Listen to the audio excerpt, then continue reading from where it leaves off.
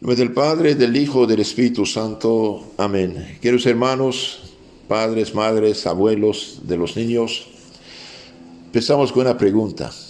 ¿Por qué debemos bautizar a los niños? ¿Qué gana un niño al bautizarse y qué pierde al no bautizarse? Bien. ¿Por qué debemos bautizar a los niños? Bien, bautizar al niño es darle el más grande regalo que puede uno darle después de la vida temporal. Un niño bautizado se hace hijo de Dios con derecho a la vida eterna si deja este mundo sin haber perdido la gracia y la santidad que recibe el bautismo. Bautizar a un niño es darle la llave del cielo. Bautizar a un niño es hacerle hijo de Dios. Bautizar a un niño es abrir delante de él la puerta del cielo y será la otra. Ahora, porque Dios al crear al hombre le había dado la llave del cielo, pero esta llave del cielo se perdió. Y esta pérdida se llama pecado original. Pecado de las orígenes, pecado de Adán y Eva. Cuando Dios creó al hombre, le dio tres tipos de regalos, tres dones. Naturales, cuerpo y alma, lo que somos, menos las miserias. Dones preternaturales, arriba en naturaleza, que lo perfeccionaba. Por ejemplo, antes del pecado no había muerte, no había sufrimiento, no había este desorden en nosotros, queremos el bien, hacemos el mal, y no había esta debilidad frente al mal, un esfuerzo. Estos dones perfeccionaban al hombre, pero Dios había dado un tercer don, millones de veces más grande, superior, le daba lo que llamamos la gracia, la santidad, haciéndolo hijo de Dios, destinado a la vida eterna, al gozo eterno, a la dicha felicidad eterna, vivir feliz como Dios es feliz. Entonces, si Adán y Eva no hubieran pecado, se hubieran quedado fieles a Dios y no escuchado el consejo del demonio bajo la forma de la serpiente, después de muchos años sin sufrir, sin agonía, sin morir, como en sueño, dormidos, y alma y cuerpo iban a subir al cielo, del paraíso terrenal trasladados al paraíso celestial. Y como Dios es feliz totalmente, no le falta nada, felicidad, gozo, dicha, alegría total, así van a vivir con Dios eternamente en la felicidad del cielo. Ahora, ¿qué pasó? Dios, sabiendo que los ángeles pecadores, que llamamos demonios, iba a tratar de desviar al hombre de su camino, le advirtió que comiera de todos los árboles del paraíso terrenal, menos uno, el que llamamos ciencia del bien y del mal.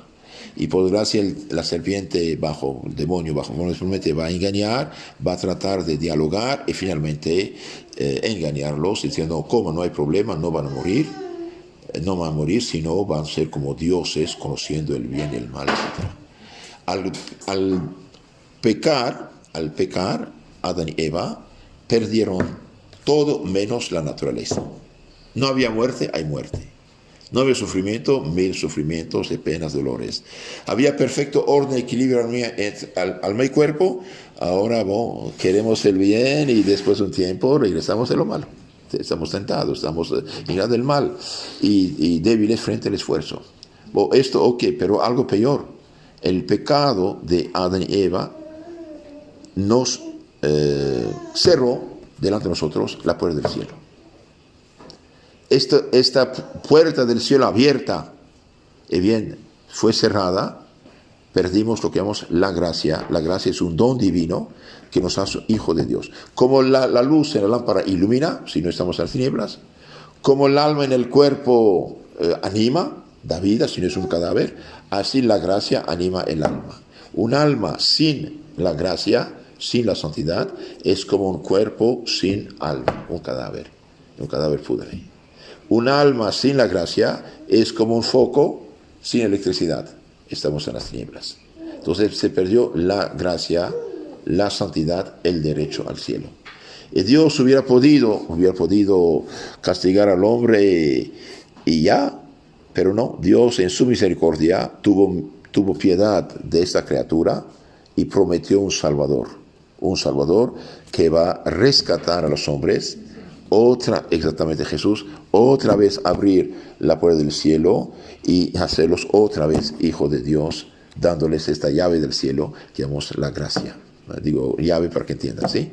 Entonces, Dios desde el inicio dijo a la serpiente, al demonio: pongo perpetua enemistad entre ti y la mujer, entre tu descendencia, tus hijos, tus seguidores y la de la mujer.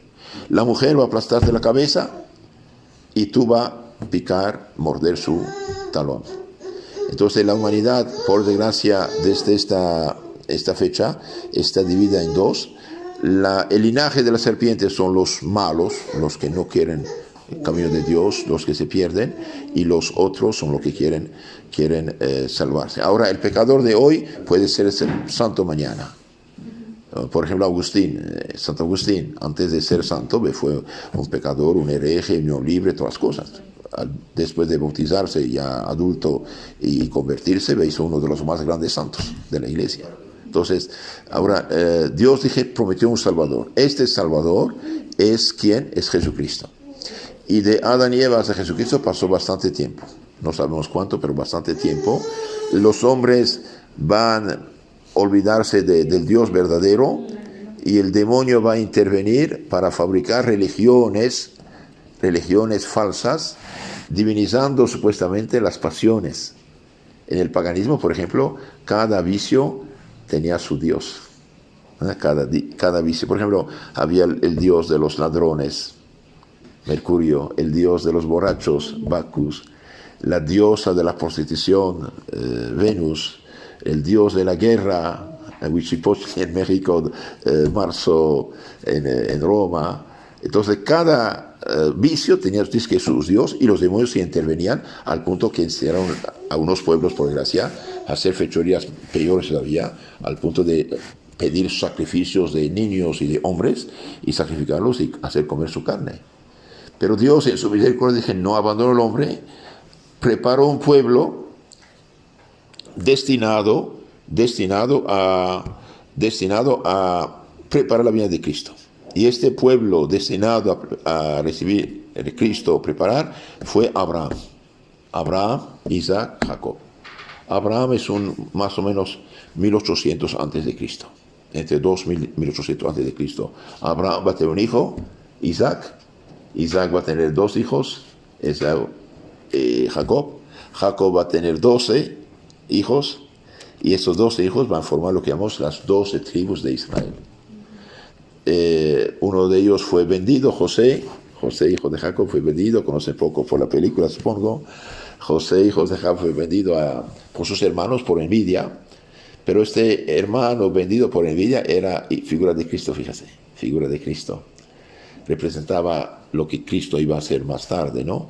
El pobre muchacho, primero querían matarlo y finalmente lo vendieron, pasaron unos negociantes para dinero, y fue vendido como esclavo. Él seguía el camino de Dios, y ahí su patrona quiso que pecara con ella. Y él dijo: no puedo, ¿cómo voy a pecar delante de los ojos de mi Dios? Y ella lo acusó injustamente con mentiras y fue echado de la cárcel. Y en la cárcel, después, la amargura de la cárcel, sufrimientos, Dios va a hacerlo profeta, va a interpretar los sueños del faraón, y finalmente el faraón lo toma como primer ministro, segundo personaje del Estado, y sus hermanos que habían vendido, más tarde, vienen a pedir ayuda porque había una escasez de trigo, de comida, ¿no? El faraón había tenido 2 sueños misteriosos, nadie podría interpretarlos, y él dijo: habrá 7 años de mucha abundancia, y después de mucha escasez. Entonces, así se realizó la cosa. Y dijo: usted será mi hombre de confianza, organice para el futuro. Entonces sus hermanos vienen a pedir trigo, etc. Finalmente, hago resumen, ¿no? Va a darse de conocer, va a pedir al faraón que su familia viniera. Vinieron sus hermanos con sus familias, con sus ovejas, con su papá y Jacob de ya mayor. Y finalmente, después de la muerte de José, pasan años, 450 años ahí, se crecieron muchos, y ahí el faraón, el rey de Egipto, tuvo miedo que iban a tomar el control, empezó a perseguirlos, a exigir que mataran a los niños varoncitos, y uno de ellos va a ser salvado de las aguas, Moisés. y Moisés va a ser el ministro de Dios para libertarlos de la esclavitud de Egipto. Moisés recibió de Dios dones, hizo muchos prodigios, milagros, pero los hechiceros también hacían algo, más o menos igual. Pero al final se dieron cuenta que ahí está el dedo de Dios, y finalmente el faraón hizo el terco, no quería soltar a esta gente, y Dios dijo, bien, que cada familia sacrifique un cordero, o 2 pobres un cordero, y pongan en forma de cruz la sangre de este cordero en sus puertas, porque esta noche voy a pasar, mi ángel va a pasar y va a matar a todos los primogénitos de los egipcios, porque no quería, el faraón no quería soltar. Entonces, ¿qué pasó? El ángel de Dios entonces vino, y donde había sangre, que representaba la sangre de Cristo, de hecho, que representaba la sangre de Cristo, los respetó, y donde no había sangre, entró, mató a los sí, ponía en forma de cruz. Cuidado, pero esta sangre protectora es símbolo de la sangre de Cristo que nos da en el bautismo. Entonces, ungiéndonos y poniendo la seña de Cristo en el alma del niño bautizado. Entonces, el niño bautizado está sellado con esa sangre del tiempo de Moisés, contra el mal, contra el pecado, y además tiene la puerta del cielo abierta. Entonces, finalmente el faraón, cuando vio a su hijo muerto, dijo, ya váyanse. Se van, después se arrepiente, los persigue, el mar rojo se abre, después pasan los judíos, se cierra, se ahogan, etc. Y van a quedar 40 años en el desierto, Dios va a dar los mandamientos, y finalmente Moisés también muere, y van a pasar a Tierra Santa, y finalmente van a preparar poco a poco la venida de Cristo, con dificultades, problemas, falsos profetas, pero finalmente van a preparar la venida de Cristo, y más o menos durante 1000 años los profetas sí anuncian el Mesías, el Cristo, el Salvador. Isaías profeta es extraordinario. El capítulo 53 de su libro habla de toda la pasión de Cristo, su crucifixión, todas las cosas. Y el Salmo 21 también dice, echar una suerte en mi túnica, o en el Evangelio, ¿no? Han taladrado mis manos y mis pies, etcétera, etcétera. Entonces, finalmente, los tiempos cumplidos, Dios va a crear una muchacha en santidad completa, María, para que fuera la madre del Salvador. Ahora, como todos nacen sin la gracia y sin la santidad, y bien María también, como hija de Adán, debería nacer sin santidad, sin gracia. Pero como ella iba a ser la mujer que aplasta la cabeza de la serpiente, siendo el arca de la alianza del Nuevo Testamento, y viene en previsión de los méritos de Cristo que va a morir en la cruz para salvar a todos, y bien Dios le dio la gracia y la santidad en el momento de su concepción. Por eso la llamamos la Inmaculada Concepción. Inmaculada Concepción, ¿sí? Es decir, concebida en gracia, en santidad, sin mancha. Inmaculada, mácula es una mancha en latín. Sin mancha. De ahí la palabra la Inmaculada, la que aplasta la cabeza de la serpiente. Entonces María va a nacer, crecer, y finalmente Dios, nuestro Señor, va a organizar las cosas de tal modo que todo ande bien.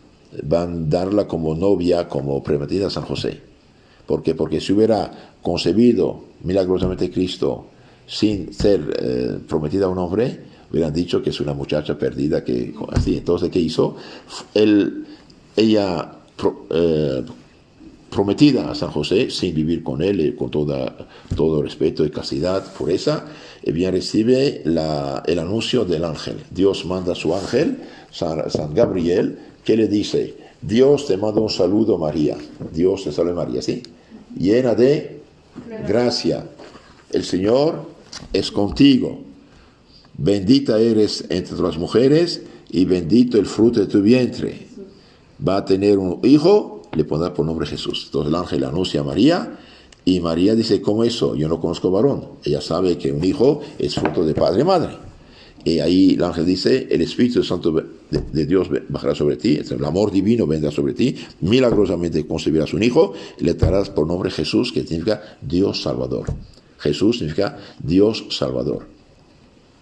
Y la prueba es que tu pariente, Isabel, la que llamaban estéril, está en su 6º mes. Bien, entonces María dijo, he aquí la esclava del Señor, hágase en mí según tu palabra. Aceptó de ser la madre del Señor. Entonces en ese momento Dios, Padre, Hijo, Espíritu Santo van a crear un cuerpo humano en el seno de Virgen María, sin cooperación de Padre humano, van a crear un alma humana en la llena de santidad oceánica, y después el creador del cielo y de la tierra, el Hijo de Dios, va a unirse a este cuerpo y alma para formar la persona del Salvador Jesucristo. De modo que Jesucristo tiene dos naturalezas, es hombre y es Dios al mismo tiempo, pero su persona es divina. Por eso todo lo que hace Jesús en su naturaleza humana se atribuye a la divinidad. Por ejemplo, cuando el leproso se acerca, Señor, si quieres puedes sanarme, lo toca con el dedo que quiero, sana, y queda sano. El poder divino obra por el dedo, ¿sí? Cuando, por ejemplo, Jesús se va en el barco dormido, la tempestad llega, los apóstoles están muy miedosos, Señor, perecemos, se levanta Cristo, cállense en silencio, y el mar se calma. Cuando el demonio dice, Jesús, hijo de David por su madre, es María, ¿no? De rey David, cállate, silencio, salga, tiene que obedecer. Por ejemplo, allí es Dios que habla. Por ejemplo, cuando Lázaro, no sé, conocen la historia, Lázaro, hermano de Marta y María, murió, Jesús era su amigo, llega, hasta llora sobre su amigo, porque bueno, eso es normal, y dice, ¿dónde está? No es que no sepa, sabe todo como Dios, pero Él quiere hacer hablar. Jesús dice, no, está aquí, pero quiten la losa de la tumba. No, espere, quiten la losa. Y dice, pero Señor, hace 4 días está sepultado, ya huele feo, el calor de Palestina, 40 grados. Y Jesús la regaña, no te dije, el que cree en mí, aunque muerto resucitará. Lázaro, sal fuera. Y Lázaro, lleno de vida, sale, quitan las bandas de su ojo ya, y después de tiempo Lázaro estaba con Jesús comiendo en Betania. Y la televisión de esta época, podemos decir, ya había dado la noticia, y gente de Jerusalén estaba comiendo con Jesús y Lázaro, Marta y María en Betania. Entonces Jesús es Dios y hombre al mismo tiempo. Ahora, ¿por qué? ¿Por qué se hace hombre? Y porque el hombre pecó, Adán y Eva, ¿sí? Los hombres, nosotros también, hemos pecado. Dios perdona, sí, pero exige reparación. Y el hombre no puede reparar. Supongamos un tontito, un borrachito, no sé, lanza una piedra contra una estatua que cuesta $500 millones, supongamos. Puede destruirla, pero no puede repararla, mucho menos pagarla, no puede. Otra cosa, por ejemplo, un hombre cae en un pozo profundo, se rompe la columna. ¿Puede salir? No, hace falta que alguien de arriba viene, pero él también tiene que colaborar para amarrarse y sacarlo, ¿no?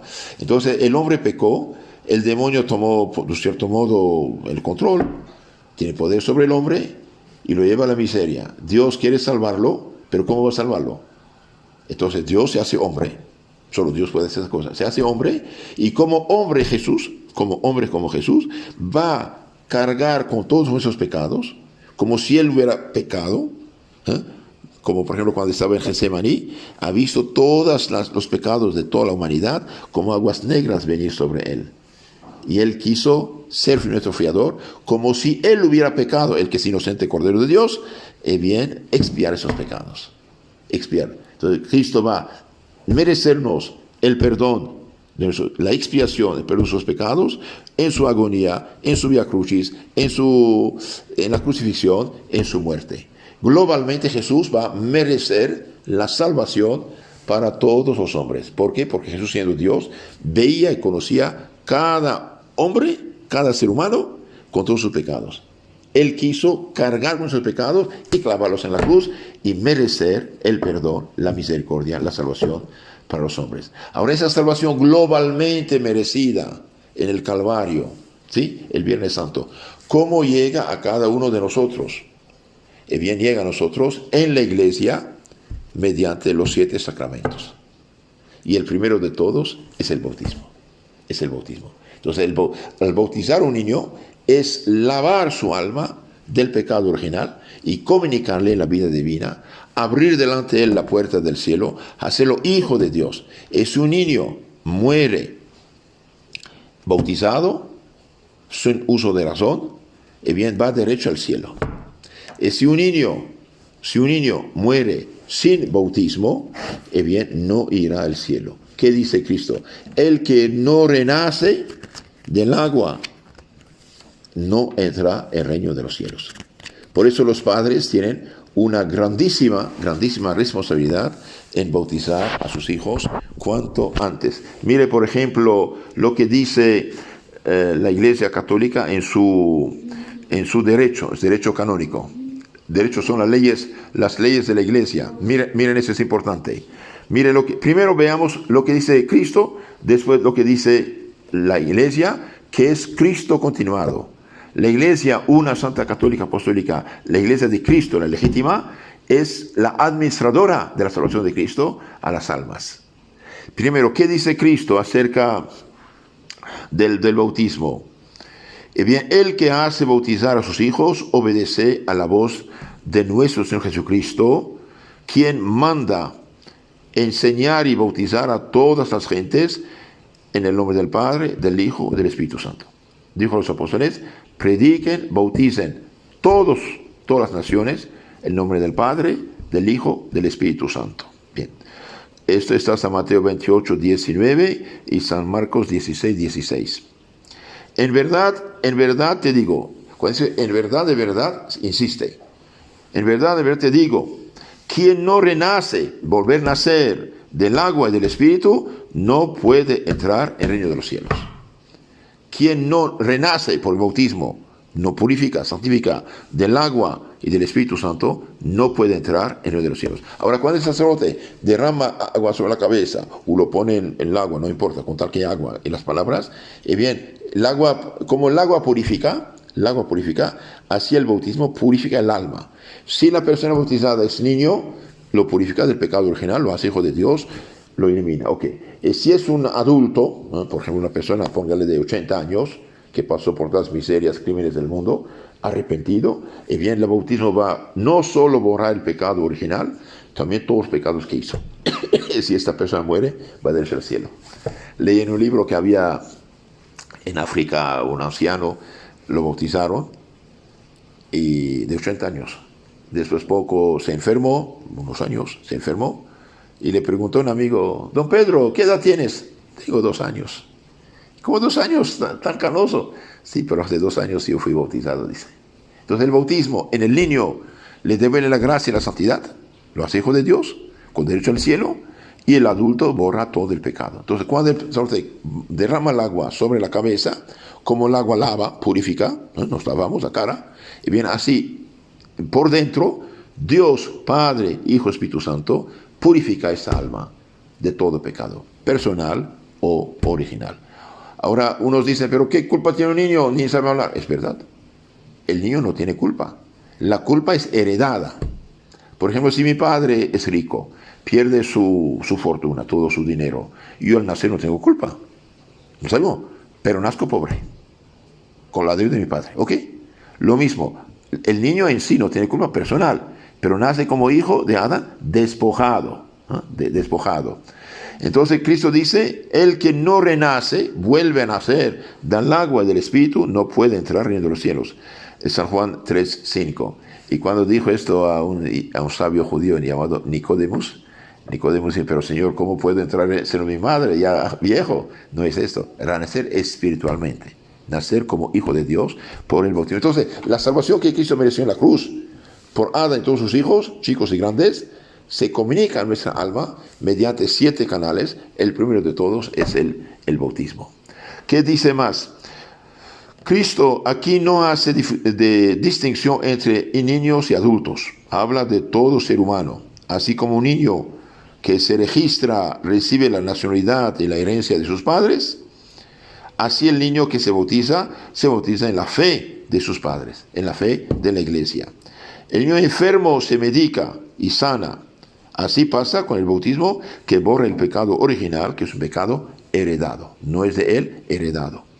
San Pablo dice: como por un solo hombre, Adán, entró el pecado en el mundo, y por el pecado la muerte, y así la muerte alcanzó a todos los hombres, por cuanto todos pecaron, así por el delito de uno solo murieron todos. Cuanto más la gracia de Dios y el don otorgado por la gracia de un solo hombre, Jesucristo, se han desbordado sobre todos. Entonces Jesucristo, hombre, Dios hecho hombre, merece la salvación y la comunica mediante este rito maravilloso, este rito extraordinario. Bien, nuestros primeros padres cometieron grave pecado de soberbia y de desobediencia, comiendo de la fruta que Dios les había prohibido comer. Por este pecado original entra en el mundo la muerte física, espiritual, el sufrimiento, los problemas. El pecado original es la causa de los problemas que tenemos en el mundo. Hay muchas citas bíblicas. Bien. Ahora, ¿qué dice la iglesia acerca del bautismo de los niños? Cuidado, escuchen esto. Cristo dijo a los apóstoles, capítulo 10, 16 de San Lucas, quien a ustedes escucha, a mí me escucha. Quien usted rechaza, a mí rechaza. ¿Ok? Dejó un orden. Y bien, los apóstoles dejaron los obispos, papas, sacerdotes como continuadores, lugartenientes, ¿sí? Entonces el sacerdote tiene que decir la verdad a la gente. Y la iglesia enseña a sus hijos. ¿Por qué? ¿Para qué Cristo vino? Para salvarnos. ¿Para qué murió en la cruz? Para salvarnos. ¿Para qué dejó la iglesia? Para salvarnos. Entonces la iglesia, madre nuestra, espiritualmente hablando, bien quiere la salvación de sus hijos. Entonces la iglesia, en su derecho canónico, obedeciendo a Cristo, dice esto: bautícese cuanto antes a los párvulos recién nacidos, y los párrocos y predicadores amonesten frecuentemente a los fieles acerca de esta grave obligación que tienen. Entonces, bautícense cuanto antes, y los sacerdotes, los párrocos, tienen la obligación de predicar, de decir a la gente que bauticen a sus hijos. Vamos a ver por qué. Escuchen, eso también es importante. La razón de esto, de bautizar cuanto antes, es que la vida de un niño es tan delicada que puede morir y perder la felicidad eterna, no ir al cielo. ¿Por qué? Porque la puerta está cerrada. La Iglesia Madre Católica, en su grande junta llamada Concilio de Trento, frente a los protestantes, dice: si alguien dijere que el bautismo es libre, es decir, no necesario para la salvación, sea maldito, sea anatema. Ese es totalmente equivocado, fuera del camino. ¿Qué pretende el negligente que defiere el bautismo de sus hijos? Esperamos el padrino que venga no sé de dónde para una pachanga. No sea tonto. Lo que cuenta es bautizar al niño primero, hacerlo hijo de Dios. Después, que si quiere hacer una comida sensata, familiar, no hay problema, ¿sí? El Papa León XIII, mira lo que dice aquí: condena absolutamente la mala costumbre de diferir, posponer el bautismo de los niños. Mire lo que dice: en verdad, nada es tan injusto. ¿Qué? Injusto con el niño. Nada es tan injusto que esta mala costumbre, la de diferir, posponer el bautismo de los niños. Nada tan contrario a las leyes de la iglesia. Porque no solo el no bautizar al niño, no solo lo pone en peligro manifiesto, no solo pone en peligro manifiesto la salvación eterna de tantas almas mediante una inexcusable temeridad, sino además las priva en el tiempo de los dones inefables de la gracia santificante, dones que son infundidos en el alma por bautismo. De todo corazón condenamos y execramos una costumbre tan detestable, al mismo tiempo impía, mala hacia Dios, hacia los hombres. Entonces, el que no bautiza a sus hijos, bien, primero, es injusto. 2, los priva de un tesoro extraordinario. Y 3, Dios no quiera, si este niño muere sin bautismo, no irá al cielo. ¿Por qué? Porque el bautismo es el sacramento que hace hijo de Dios y que da derecho al cielo. ¿Cuándo deben bautizarse los niños? Otra pregunta. ¿Cuándo? En la práctica, las familias solidamente cristianas, católicas, deben bautizar a sus hijos el mismo día de su nacimiento, o a lo sumo 1 o 2 días después, o cuanto antes. ¿Por qué? Porque donde quiera que un sacerdote celebre una misa, hace oraciones de la iglesia, el niño bautizado tiene parte en esos niños, en estas oraciones. Y además el niño, al bautizarse, como la lámpara recibe la luz. La lámpara recibe la luz, ¿ok? Recibe también en germen fe, esperanza, caridad, el sello de Cristo y muchas otras cosas. Ahora, los ángeles, los demonios, los santos ven quién está bautizado, quién no está bautizado. ¿Por qué? Porque hay un sello espiritual en esta alma. Otra pregunta, ¿qué culpa tienen los papás negligentes? ¿Qué culpa? ¿Hay culpa? Sí, hay culpa. Claro, puede haber ignorancia, pero por eso la iglesia insiste que los sacerdotes digan la verdad a la gente. Digan la gente. Es altamente reprobable la conducta de tantas familias que se consideran muy católicas y no tienen inconveniente en retrasar el bautismo de sus hijos, hasta que se levante la madre, o hasta que lleguen los padrinos ausentes, o hasta que tenga dinero para hacer una fiesta, bueno, pretextos, ¿no? Y otras razones humanas. Gravísima responsabilidad contraerían ante Dios si por estas dilaciones injustificadas, estos retrasos injustificados, muriera el niño sin bautismo. Grandísimo pecado haría. Grandísimo pecado de injusticia, de no cumplir con su deber. Eso sería un pecado que va contra el mandamiento de Dios, que es amar a Dios sobre todas las cosas y a su prójimo como a sí mismo. Si uno ama a Dios más que todo y ama al prójimo como a sí mismo, no puede dejar un niño sin bautismo, sin hacerlo hijo de Dios, ¿sí? Son muy temerarios e irresponsables los papás que, fuera del caso de imposibilidad física o moral, dejan a una pobre criatura sin bautismo. Esa criatura puede morir inesperadamente y perder la felicidad eterna. ¿Quién tendría la crueldad de privar a sus hijos de la vida eterna? Nadie se está consciente. Ahora, es verdad que actualmente mucha gente ya no sabe, etcétera. Entonces es un problema. Es un problema, pero por eso hace falta instruir. Hace falta instruir a la gente. En la charla siguiente hablaremos de los efectos o frutos del bautismo y completaremos con unas preguntas y respuestas prácticas.